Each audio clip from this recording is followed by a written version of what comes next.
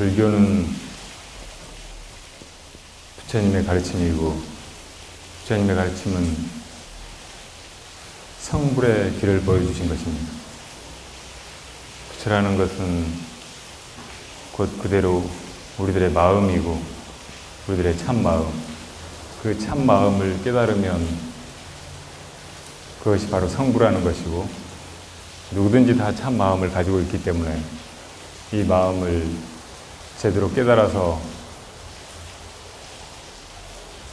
그것을 자유롭게 쓰는 대장부가 되었느냐 그렇지 못하느냐에 따라서 부처와 중생이 갈리는 것입니다. 다 마음을 가지고 있는데 부처는 마음을 깨달은 중생이고 중생은 마음을 깨닫지 못한 부처라는 것이에요.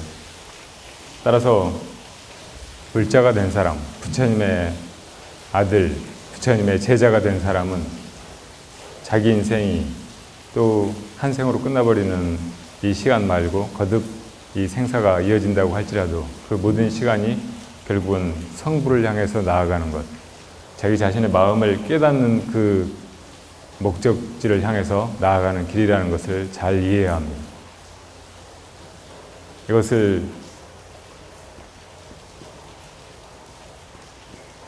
과지에서 인을 넣는다라고 말합니다.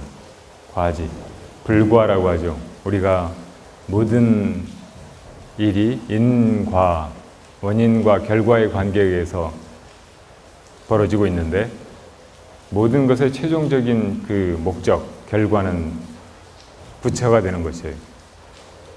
그런데 부처가 되려고 하는 사람, 모든 이 생사의 괴로움을 다 벗어나고 모든 일을 다 해 마치고 정말 우리 삶과 죽음의 길을 가면서 우리가 간절하게 구애하지 않는 그것을 얻는 이 결과를 얻으려고 하는 사람은 그 씨앗을 이 부처님에게서 내야 된다는 것이에요. 씨앗을 인이라고 하죠. 인. 큰 나무, 아름다운 꽃이 피고 좋은 열매가 열리는 큰 나무에서 그 나무 씨앗을 얻어야 그것을 갖다 심으면은 나무가 자라 올라와서 결국은 그 나무가 되잖아요. 그런 것처럼 우리가 결국 부처라는 것, 우리의 참 마음이 그대로 부처라는 것, 이것을 잘 이해하고 그래서 내 안에서 내 참 마음을 깨달아서 결국 내가 성불해야 되겠다 하고 마음을 먹는 그것이 바로 바른 인을 얻은 것이에요. 그래서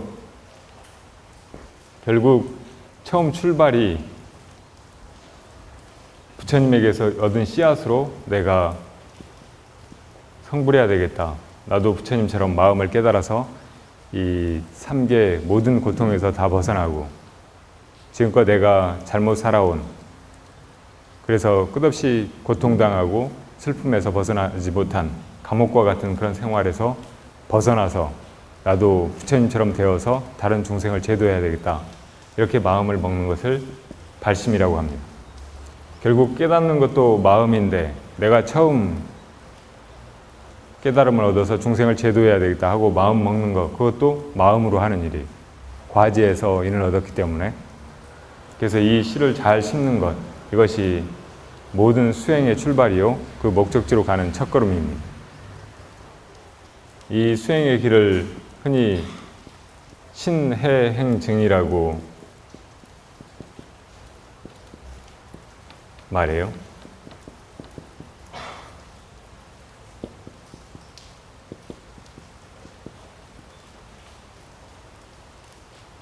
어떤 사람이 태어나서 보니까 자기가 살아가는 세계가 감옥이에요. 감옥. 오직 고통뿐이고 그 어떤 것도 자유롭게 할 수가 없고 끝없이 고통스러운 일을 강요당하고 그런데 어떤 사람이 모든 사람들이 바라는 그 탈옥을 시도했다가 성공해요. 근데 그렇게 혼자만 그 감옥에서 벗어난 게 아니고 다시 감옥에 돌아와가지고 거기로 가는 길을 가르쳐 준단 말이에요. 그럴 때, 아, 이 사람은 정말 감옥을 벗어난 사람이로구나. 그리고 우리에게 진실로 그 길을 가르쳐 주는 사람이로구나 하고 그 사람 말을 믿는 사람도 있고 안 믿는 사람도 있을 거예요. 그런데 그 사람 말을 잘 믿는 사람이 비로소 그 감옥을 벗어날 그런 최초의 인연을 짓게 되는 거예요. 그 다음에는 그 사람한테 어떻게 해서 그 감옥을 벗어나게 되는지를 잘 듣겠죠. 그 지도를 배운다든지 어디 가서는 어떻게 해야 된다든지 이런 것을 잘 배운단 말이에요. 그것이 이제 이해의 과정이에요. 그리고 실제로 이제 그 사람을 따라서 혹은 자기 혼자서 혹은 몇 사람과 무리를 지어가지고 탈옥을 시도할 거예요. 그렇게 실제로 감옥을 벗어나는 그런 행을 감행하는 것, 이것이 바로 수행입니다. 그런 사람이 결국은 처음 감옥을 벗어나서 감옥 벗어나는 그 길을 가르쳐준 사람이 약속한 대로 마침내 탈옥에 성공해서 그동안 겪어온 그 천신만고를 다 벗어나게 될 거예요. 정확하게 그런 길로 이 불교 수행이 나아갑니다. 부처님은 처음 이 3계, 괴로움으로 가득 찬 3계에서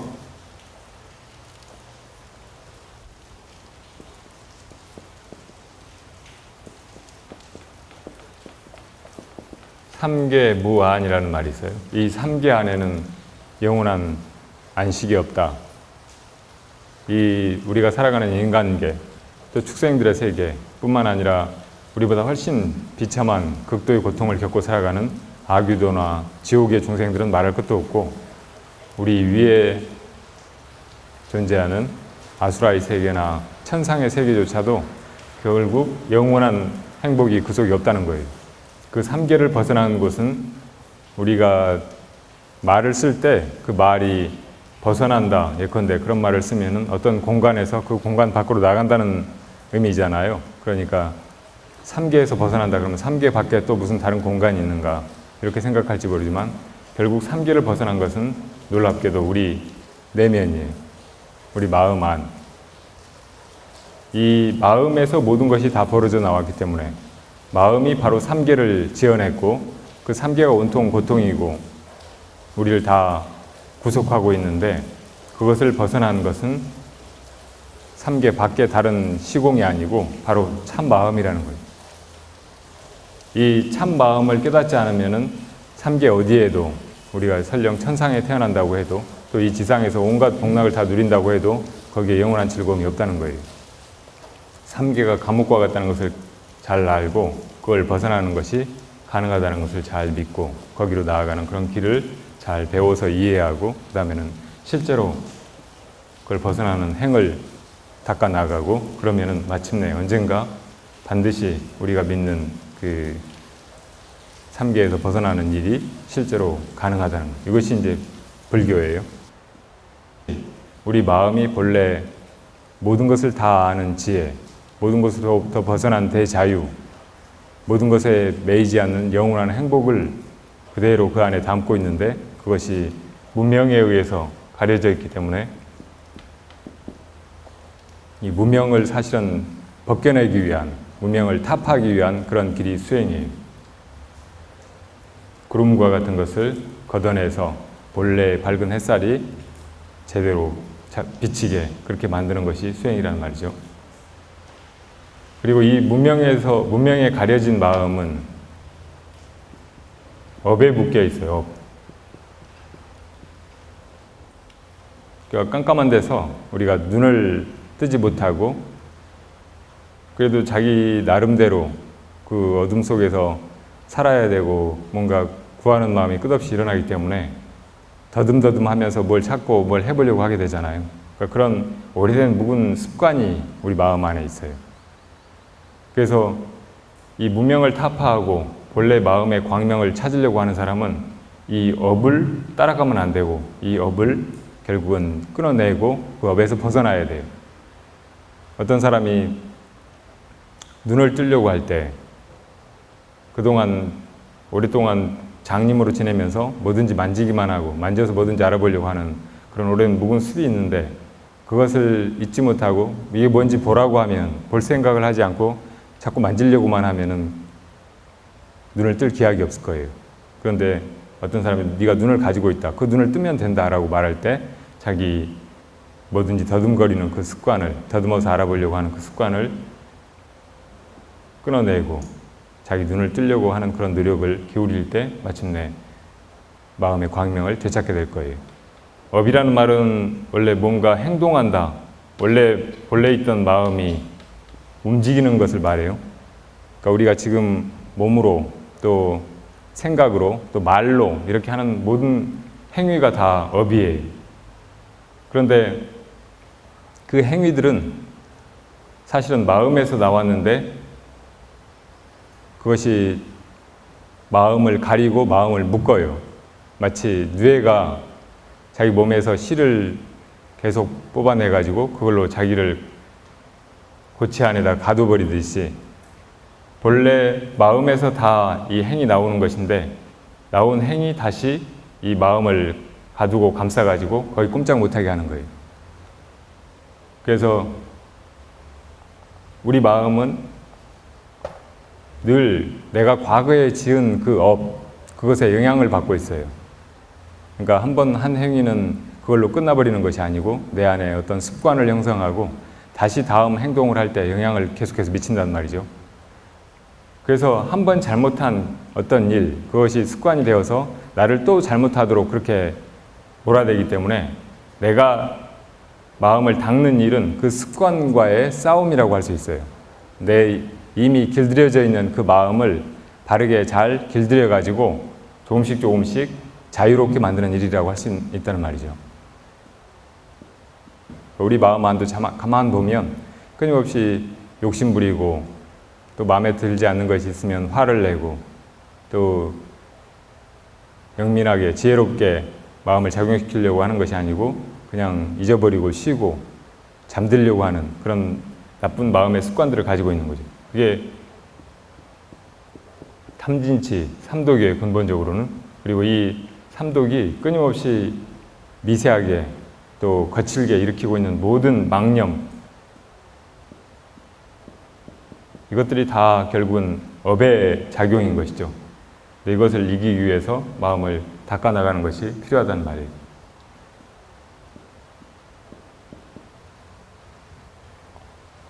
우리 마음은 업에 묶여서 삼독에 사로잡혀서 끊임없는 망념을 일으키고 그 마음은 항상 이 양쪽 극단으로 치달으려고 하는 성질을 가지고 있어요. 한쪽은 잠들려고 하는 마음이에요.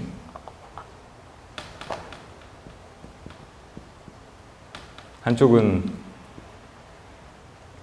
산란한 마음, 움직이려고 하는 마음이고 한쪽은 움직임을 그치고 쉬려고 하는 마음. 이건 지극히 자연스러워 보이죠. 마음에 에너지가 있고 뭔가 해야 될 때는 움직이다가 또 그럴 필요가 없고 할 때는 편안하게 쉬는 거. 이건 지극히 정상적이고 자연스럽다고도 할 수 있는데 마음이 이렇게 움직이는 것 때문에 사실은 이 본래 마음 또 내 본연의 문명이 없는 그 본래 자리 여기로 돌아가지 못하는 거예요. 그래서 이 잠을 한편으로는 끊어내서 마음을 깨어나게 하고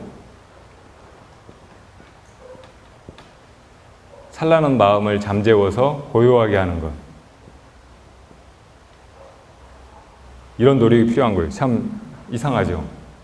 본래 내 마음이 깨어있을 때는 산란하고 또 고요할 때는 잠이 드는데 그게 지극히 정상인 것 같은데 그게 문제가 있으니까 잠들어 있을 때는 마음을 깨우고 마음이 산란하게 움직일 때는 고요하게 가라앉힌다는 것. 그런데 바로 이 일을 해야 돼요.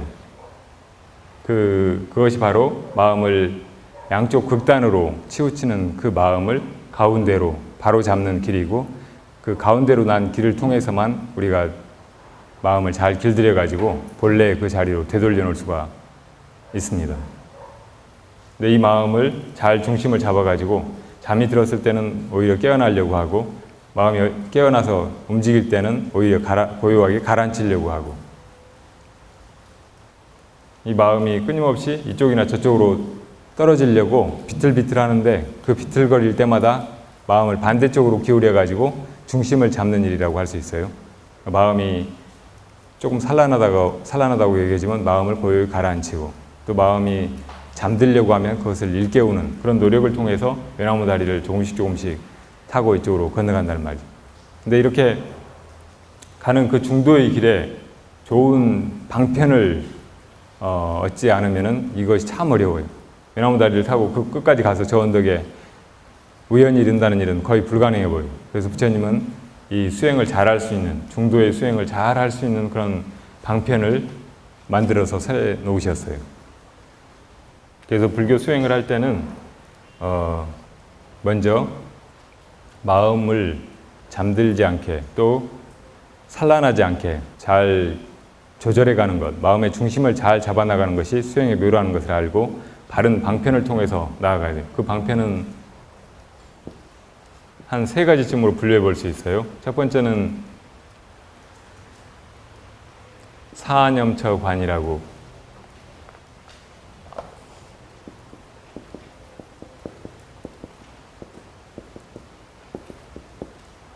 할 수 있어요. 두 번째는 염불이나 주력 수행. 세 번째는 간화선 수행.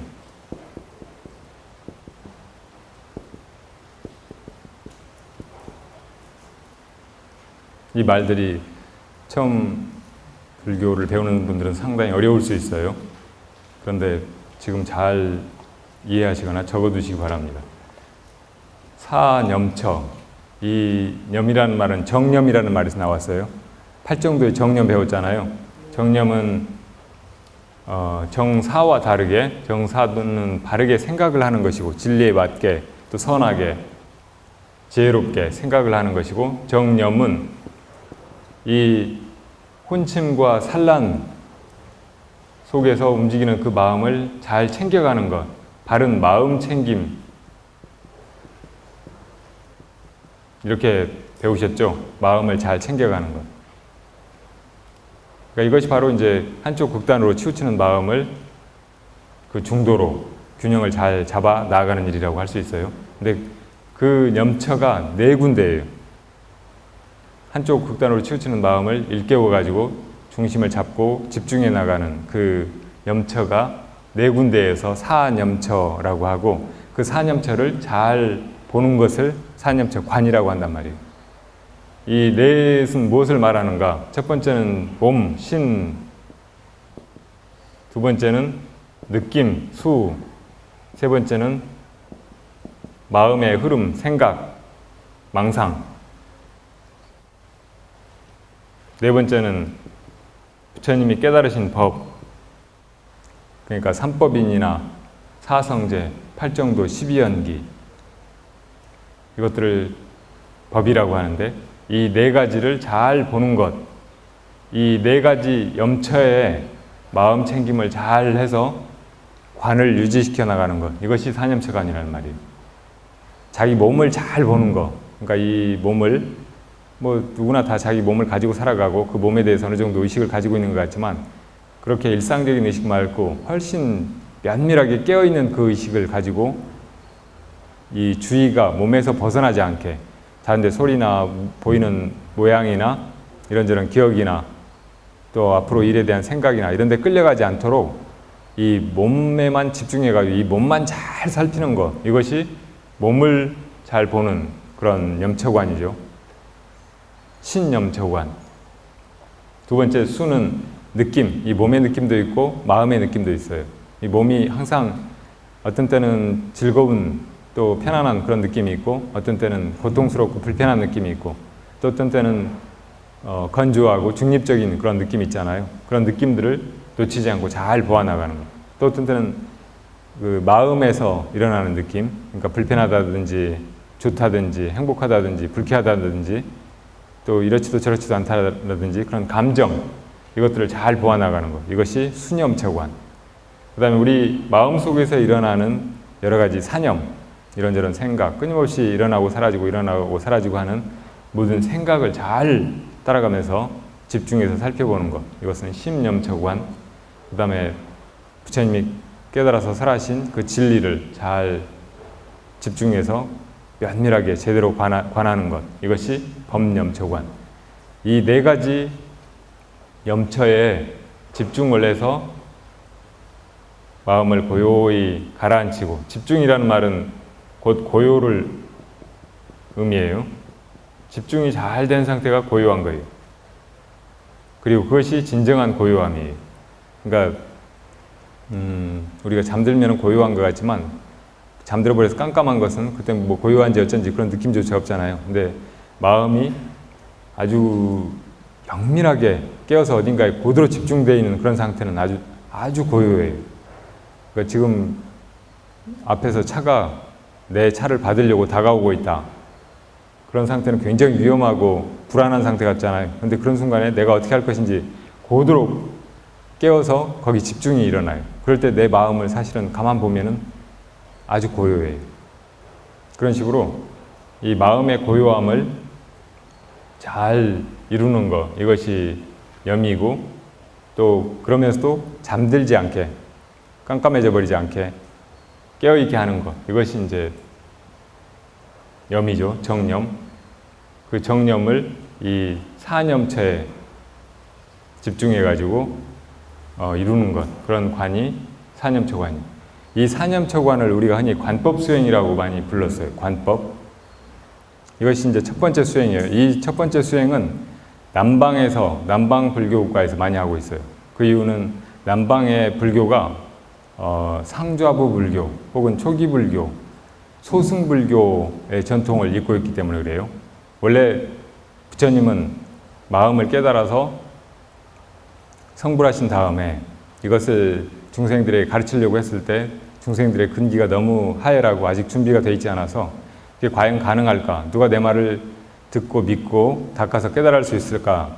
그런 회의에 드셨고, 그래서 설법을 하지 않을까 하다가 그래도 이제 법을 설하시면은 차츰 이해하는 중생이 있고 닦아서 깨닫는 중생이 있을 거라고, 그러니까 법을 설해 주십사고 간청하는 범천왕의 그런 청을 받아들여서 비로소 이제 법을 설하기 시작하셨고, 그 법을 설하실 때 중생의 근기에 맞춰서 차근차근 하지 않으면 안 되겠다고 판단하시고 3승으로 법을 나누어서 설하시기로 결심하셨죠. 3승 분교, 소승, 대승, 최상승, 소승, 대승, 일불승, 이것으로 나누어서 이제 법을 설하기로 하셨고, 그래서 처음에 이제 설하신 것이 소승이에요. 다른 중생들에 대한 그런 자비심이나 다른 중생을 제도하려는 그런 원력까지는 아직 갖추지 못했지만, 먼저 자기 자신의 존재에 대해서 괴로움을 느끼고 이 생사에서 벗어날 마음을 일으킬 수 있는 중생들에게 자기 해탈에 이르도록 그렇게 가르치신 가르침이 소승의 가르침이에요. 작은 배를 타고 혼자만 타고 갈 수 있는 그런 배를 타고 뗏목을 타고 강을 건너게 하신 가르침이죠. 그래서 이 소승 수행자들에게 가르치신 수행이 바로 사념처관이에요. 왜 이 사념처관을 소승 수행자들에게 가르쳤냐? 이 사념처는 구체적이고 우리가 늘 보아오던 어떤 대상, 바깥 세계의 어떤 대상이기 때문에 염이 쉽기 때문에 그래요. 우리 중생들은 늘 마음을 밖으로 향하고 밖에 있는 대상을 보고 그것이 존재한다고 믿고 그 속에서 온갖 마음을 움직이는 그런 업을 짓고 살림을 해왔잖아요. 그런데 그 마음을 안으로 돌이키라고 하면은 잘 못하는 거예요. 우리 눈은 항상 바깥의 대상만을 보아왔는데 이 눈을 보라고, 눈을 가지고 눈을 보려고 하면 볼 수 있겠어요? 그게 전혀 습관이 되어 있지 않기 때문에 너무 어렵기 때문에 초보적인 수행자들은 바깥에 있는 어떤 것을 잘 보라고 그렇게 말해 주신 거죠. 이 몸도 엄밀히 이야기하면 우리 일부이고 우리 아닌 것 같지만 몸의 어떤 구석을 봐도 잘 보면은 나는 보는 자이지 이 몸이 아니라는 걸 알 수 있어요. 그 말은 이 몸은 내 밖에 있다는 말이에요. 또 내 감정, 내 몸의 느낌, 또 내 마음 안의 생각, 이거 다 마찬가지로 밖에 있는 거예요. 내 안은 그것을 보고 있는, 그것을 대하고 있는 이 내면이죠. 진리, 이것조차 마찬가지죠. 그러니까 우리 마음이 끊임없이 밖을, 대상을 향해 있기 때문에 대상 가운데 하나를 정해가지고 이 사념체 가운데 하나를 정해서 거기에 관을 해가도록 하는 그 가르침이 바로 이제 소승의 수행이고 그 소승의 수행이 바로 사념초관이라는 말이에요. 근데 이 사념초관을 하면 그 결과는 무엇인가? 삼법인을 깨닫는 거예요. 부처님 말씀하신 이것이 진리다라고 말씀하신 이 삼법인, 모든 것이 무상하다는 것을 깨닫고 또 그 어떤 것에도 그것이다 라고 말할 수 있는 그 실체가 없다는 것, 인연에 의해서 합해져서 잠시 그런 모양을, 잠시 그런 기능을, 그런 이름을 가지고 있을 뿐이지 그 어디에도 실체가 없다는 것, 이걸 깨닫게 되고 그 다음에 존재로 드러난 모든 것, 이것은 다 괴롭다는 것을 깨닫게 되는 거예요. 이것을 삼법인이라고 부처님이 하셨죠. 이것이 부처님이 깨달은 진리다라고 도장을 찍어서 증명해 놓으신 것, 저걸 깨닫게 된단 말이죠. 대승수행은 바라밀행이라고 할 수 있어요. 바라밀, 육바라밀. 나와 더불어서 모든 중생을 다 데리고 이 괴로움의 땅에서, 이 차 안에서 괴로움이 다 사라진 피안의 언덕으로 건너가는 바라밀행. 이것이 바로 대승의 수행이죠. 끊임없이 내가 가진 것을 다 베푸는 보시, 내 존재까지 다 베푸는, 그 다음에 마치 부처님과 같은 그런 행이 나올 때까지 부처님의 행을 본받아서 가장 원만하고 자비롭고 지혜로운 그런 행을 해나가는, 잘못되고 업을 짓고 또 생사의 괴로움을 자초하는 그런 행을 끊어내는 그런 수행, 이것이 지계. 그 다음에 이 3개의 괴로움을 감수하고 변혁 생사를 통해서 받아야 되는 온갖 괴로움을 다 감수하고 그것을 공한 줄 알고 이겨내는 그런 수행, 인욕. 그 다음에 끊임없이 그 생사의 길을 윤회의 과정이 아니고 수행의 길로 바꿔서 나아가는 그런 정진. 그리고 이제 선정과 지혜, 이 마음을, 끊임없이 움직이는 마음을 고요히 가라앉혀 나가는 선정수행, 또 잠들어서 깜깜해지는 그 마음을 깨워서 각성시키는 반야, 이 선정바라밀, 반야바라밀, 이것을 닦아나가는 것, 이것이 육바라밀이에요. 그러니까 이 육바라밀 수행도 다른 수행을 토대로 하고 그런 걸 해나가면서 또 그런 것 속에 이 결국은 선정과 반야를 닦아나가는 것, 이것이 핵심이라는 걸 알 수 있어요. 그러니까 대승 수행도 역시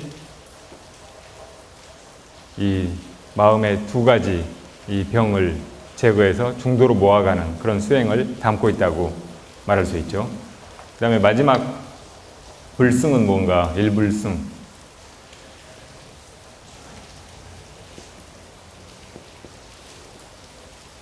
이 일불승은 소승, 대승을 뛰어넘은 것이고 소승, 대승보다 훨씬 크고 완전한 그런 수행이에요. 그건 뭐냐면 내 마음이 바로 부처라는 것을 단박에 알고 그것을 믿고 그대로 닦아나가는 거예요. 아까 우리가 불지에서 부처님의 그 과지에서 인을 얻는다고 말했는데 그것을 정확하게 이해하고 진심으로 믿을 수 있으면 불승수행을 바로 해나갈 수 있어요. 내 마음이 진짜 부처라는 것을 단박에 알아버리는 거예요. 옛날 스님들도 무엇이 부처입니까? 마음이 부처이니라 하면 단박에 그냥 그걸 믿어버리고 그대로 그냥 닦아나가는 수행자들이 있었잖아요. 그런 사람이 진짜 불승이라고 할 수 있어요. 그리고 사실은 우리가 최상승선이라고 부르는 마음을 바로 깨달아서 바로 성불한다고 하는 일초직입 열애지, 한 번 뛰어서 단박에 열애의 지위에 이른다고 하는 그 수행도 역시 자기 마음을 바로 깨달아서 자기 마음이 바로 부처라는 것을 알고 그대로 여실하게 여여하게 진리의 자리에서 마음을 써나가는 그런 수행이라고 말할 수 있어요. 그것이 바로 이제 불승이라는 거예요. 이것은 소승과 대승을 뛰어넘고 있어서 최상승선이라고도 하고요. 그러니까 이 일불승도 마음이 부처라는 그 자각, 그것을 한순간도 여의지 않기 때문에 그것이 마음을 극도로 고요하게 하는 것이고, 그러면서도 마음이 그 부처의 반야에서 완전한 그 지혜에서 조금도 벗어나지 않게 그대로 이어지게 써나가기 때문에 이것은 또 산란한 마음을 언제나 깨뜨리는 그런 수행이라고 할 수 있어요. 자, 이렇게 부처님의 수행은 소승, 대승, 또 일불승에 따라서 나눠서 설명을 할 수가 있는데, 여기서 이제 연불과 주력 혹은 간화선, 이것을 구체적인 마음을 중도로 모아나가는 그런 수행의 방편이라고 얘기했는데, 이것에 대해서 조금 더 얘기하겠습니다. 이 연불과 주력, 이건 무슨 뜻인지 잘 아실 거예요. 연불은 부처님의 명호를 염하는 것.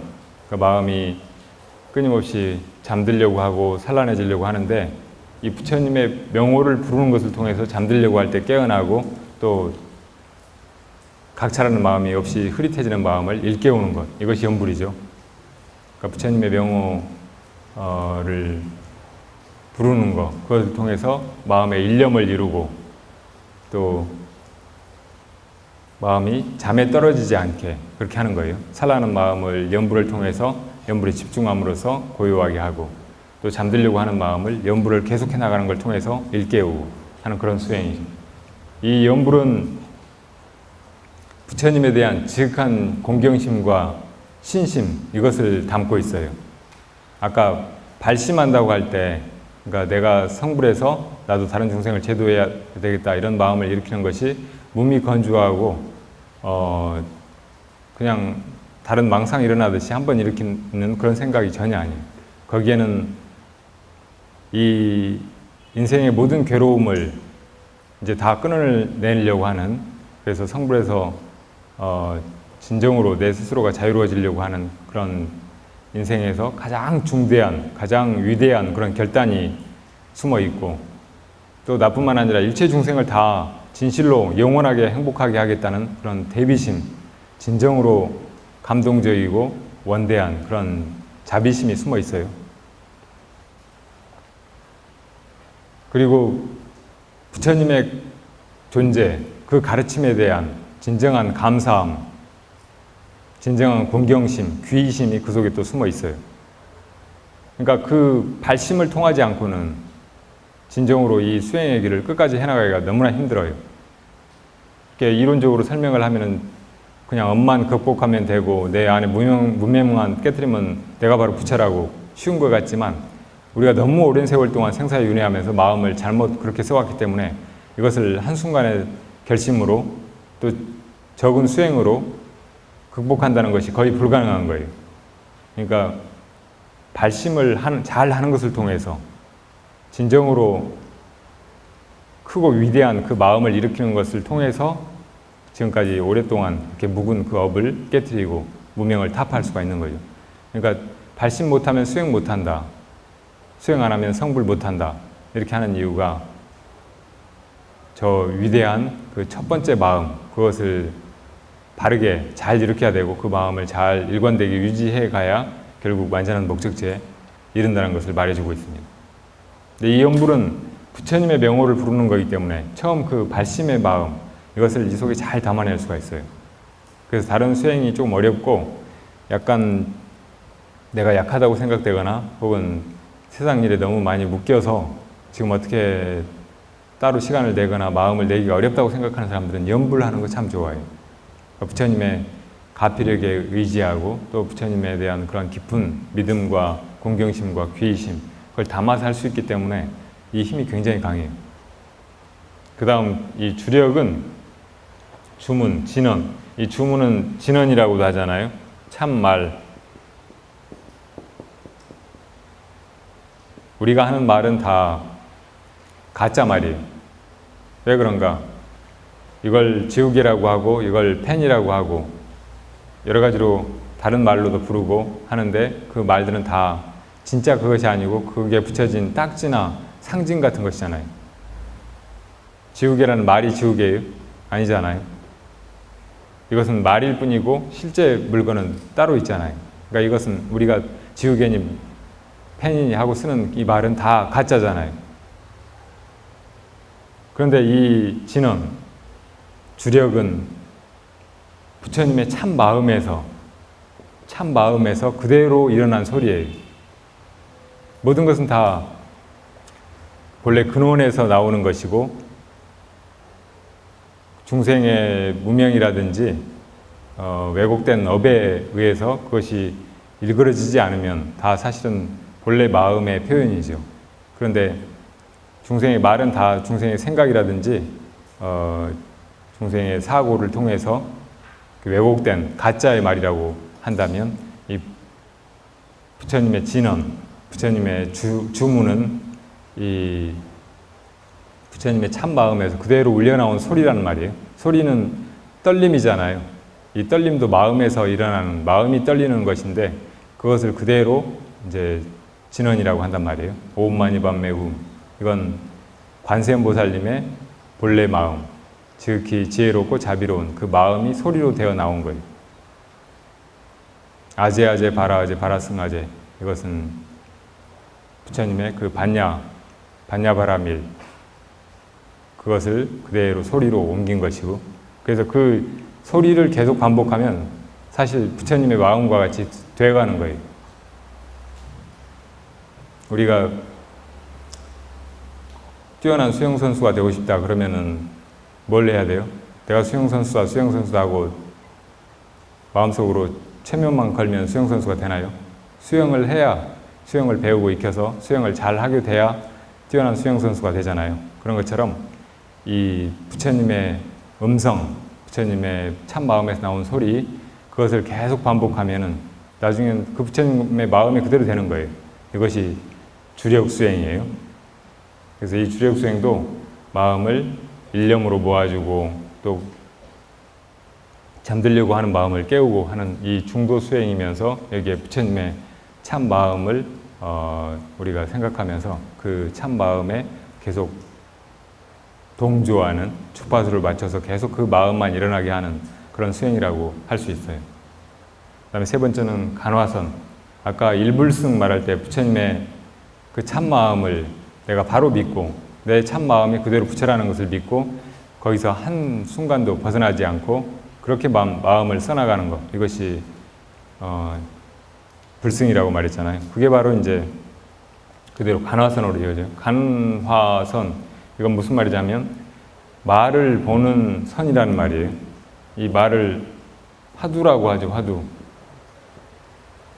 이게 무슨 말이냐면 이 주력이 부처님 참 마음에서 나온 소리이듯이 이 말은 깨달은 부처님이나 부처님과 다름없이 깨달음을 얻은 조사스님, 조사의 말, 불조의 말을 잘 보는 그런 선이라는 말이에요.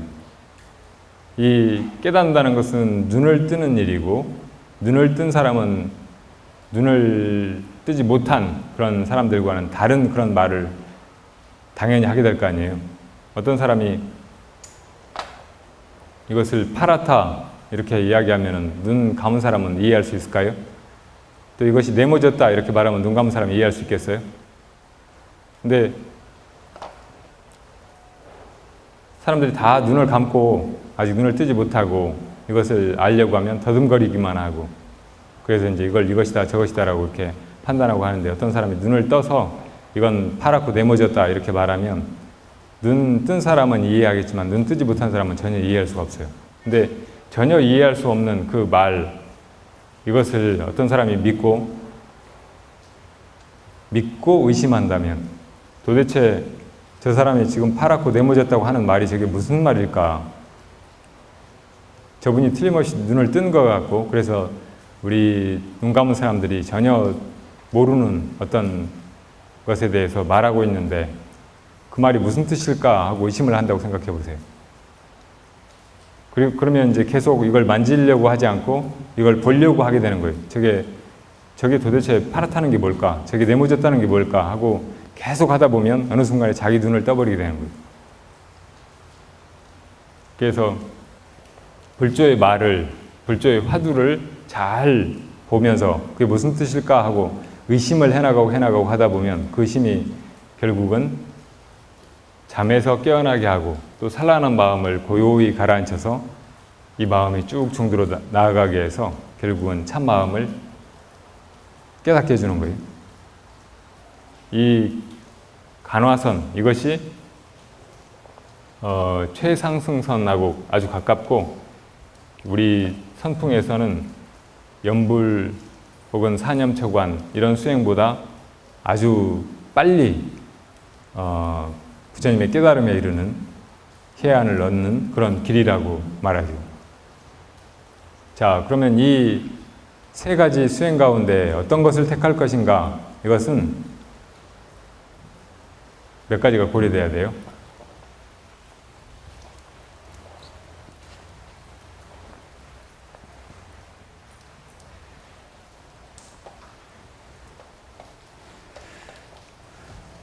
첫 번째는 내 근기예요. 근기라는 말 많이 들어보셨죠? 수행을 어떤 사람들은 가르쳐주면 단박에 하게 되고 금방 효과가 나타나고 금방 과일을 성취하고 하는데 어떤 사람들은 똑같이 노력을 하는데 훨씬 그보다 더 노력을 하는데도 좀처럼 안 되잖아요. 그런 것은 근기의 차이예요.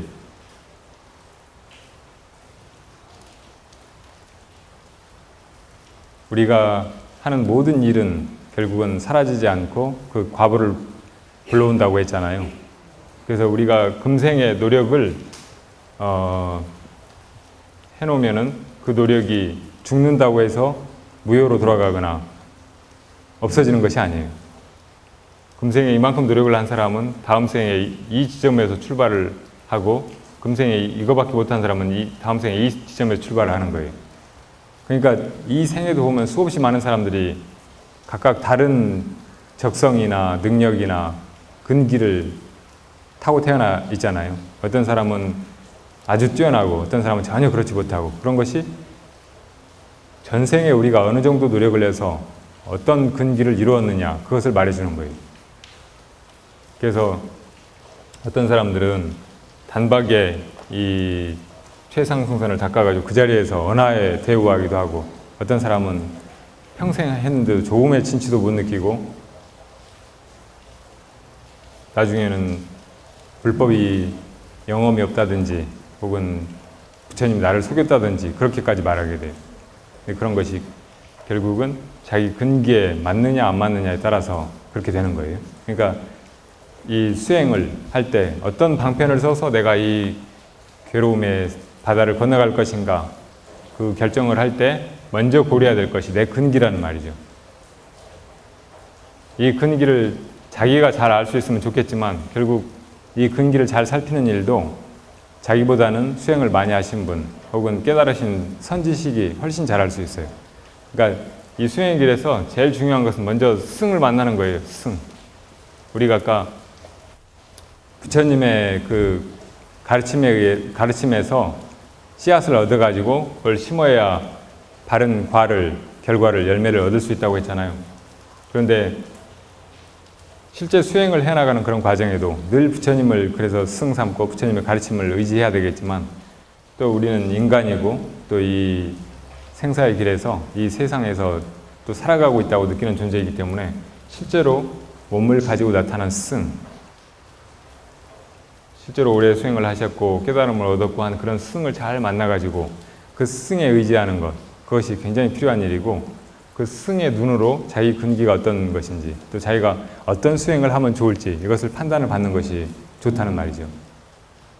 그런데 그런 승을 만나지 못했을 때 이제 또 할 수 있는 방법은 하나씩 조금씩 시도해 보는 거예요. 평생 하지 않는다고 하더라도 좀 마음을 내서 한번 이제 이 자기 몸을 잘 보는 수행을 해보거나 또 자기 몸의 느낌을 보는 수행을 해보거나 이렇게 조금씩 해보는 거예요. 그 다음에 연불도 한번 해보고 그 다음에 화두도 한번 들어보고 그렇게 해서 이제 자기가 할 수 있으면은 높은 수행을 하는 것이 좋아요. 이게 뭔가 느낌이 오고 자기가 나아진다는 생각이 들고 또 정념, 마음 집중이 잘 이루어지고 하면은 그건 해도 되는 거예요. 근데 그렇지 않으면은 그보다 조금 단계를 낮춰서 이제 연불을 한다든지 또 사념초관을 한다든지 이렇게 해서 이제 하는 것이 좋단 말이에요. 근데 그런 시도를, 그런 시행착오를 너무 오래 겪으면 안 돼요. 자기가 조금 해보고 판단이 잘 안 되면 빨리 승을 찾는 것이 중요하고 그렇지 않을 때는 우선 쉬운 단계부터 시작해가지고 한 가지를 효과가 나타날 때까지 하는 것이 중요해요.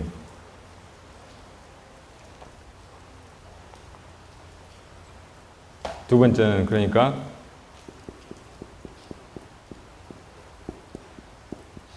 실제 수행이 되게 해야 된단 말이에요. 실참.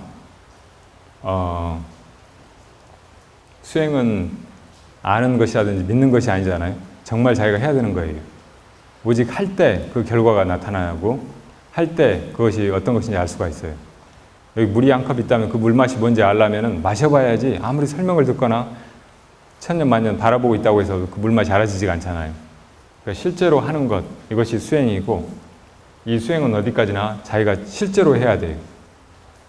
그리고 그 수행을 할 때는 다른 것, 이것저것 기웃거리거나 뭘 그냥 배워서 알려고 하거나 그렇게 하지 말고 딱 해야 된다고 하는 그 한 가지 일만 하는 거예요. 한 가지 일만 하는 거. 영어로 just do it 그런 말 들어봤죠? 딱 그거 한 가지만 하는 거. 다른 거 하지 말고. 그러니까 어떤 생각이 들어와도 그건 다 망상이라고 생각하고 그냥 냅다 염불만 하는 거예요. 염불로 모든 걸 다 이제 이겨내고 다른 것은 다 이제 장애이거나 망상이라고 생각하고 쳐내는 거예요. 다른 걸 하기로 했어도 마찬가지고 일단 그것만 하는 거, 그 한 가지 일만 하는 거, 이것이 실참이에요. 무조건 그것만 하는 거예요. 근데 대부분 사람들이 이 한 가지 일 하는 거 여기서 벗어나 버리니까 온갖 혼란을 자초하고 그게 되느니 마느니 하게 되고 나중엔 포기하게 되고 그러면 그것이 아무 효과도 가져오지 못하는 거예요. 실제로 해야 진짜 효과가 나타나는 거예요. 효과. 세 번째는 점검이에요. 점검. 그 과정에서 이 점검이 필요하고 어떤 결과를 얻었을 때도 꼭 이 점검이 필요해요. 자기 스스로도 점검을 할 수 있어야 되고 결국 또 이 스승이 그 점검을 가장 잘 해주실 수 있기 때문에 스승 밑에서 점검을 받는 것이 중요해요. 완전히 깨달았다고 하더라도 그 깨달은 것을 자기 혼자 인정하고 자기 혼자 자랑하고 믿고 있지 말고 스승에게 가서 내보여가지고 스승으로부터 점검을 받아야 돼요. 그래서 인가를 받아야 돼요. 인가. 이제 됐다 하고 딱 도장을 찍어 받는 것처럼 그렇게 확인을 받는 거죠. 일대사를 마치게 되는 거. 이 세상에 수없이 많은 일이 있는 것 같고 가치 있는 일이 정말 많은 것 같아도 결국 이 한 가지 일밖에는 의미가 없어요. 나머지는 다 중생 노름이고 유한한 의미나 유한한 행복밖에 가져다 주지 못해요. 근데 내가 이 생사의 미망에서 다 벗어나서 삼계에서 벗어나서 내 마음을 깨달아서 다른 중생을 제도하는 일, 이것은 영원한 가치를 가지고 그 일을 마치고 나면 다른 일은 아무런 의미도 없고 할 필요도 없는 거예요. 그래서 이것을 일대사라고 하고 그 일대사를 해 마치는 것, 이것이 진정으로 우리가 자유로워지는 길이고 이 생사의 미망에서 다 벗어나는 길이죠. 아까 우리가 감옥에 갇혀 있다고 비유를 했는데 이게 무슨 자예요? 죄수할 때 숫자잖아요. 네모진 감옥 안에 사람이 갇혀 있어요. 근데 이 갇혀 있던 사람이 자유를 얻는 그런 일입니다.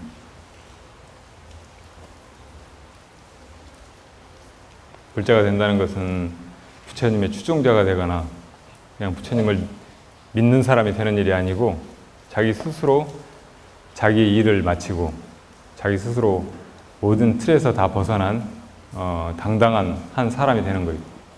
참 사람이 진인.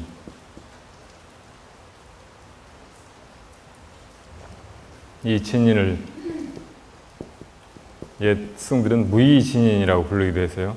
지위가 없는, 어떤 것과 비교할 수도 없고 어떤 것보다 못할 것이 없는 절대 그런 지위에 있는 참 사람이란 말이에요. 모든 것으로부터 자유로운 진정한 자유인이란 말이죠. 그런 사람이 되는 길이에요. 또 이 무의신인을 출격장부라고도 했죠. 모든 틀에서 이 틀은 중생의 업에 따라서 업이 자기를 묶은 것이고 그런데 그 틀을 다 부숴버린 삼계의 모든 것에서 다 벗어난 장부라는 말이에요.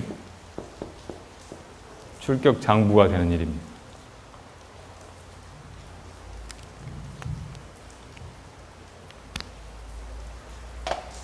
이건 한번 해볼까? 재미로 그냥 한번 해보고 안 되면 말고 그렇게 생각할 수 있는 일이 아니에요. 정말 정신이 있는 사람이라면 자기를 사랑하고 자기 인생을 의미 있게 이렇게 살아가려고 하는 사람이라면 누구든지 해야 되는, 또 진정으로 할 만한 가치가 있고 또 그것밖에 할 일이 없는 그런 일입니다. 여기 대해서 분명히 믿음과 이해를 가지고 이제부터는 딱 그 한 가지를 정해서 그 한 가지 일만 하는 사람이 돼야 돼요. 그 한 가지 일만 하는 사람은 더 이상 이 세상의 혼란에 휩쓸리지 않고 자기 내면의 미혹이나 갈등에 묶이지 않고 이미 자유로워요.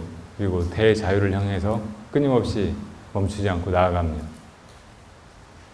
점점 행복해지고 점점 편안해지고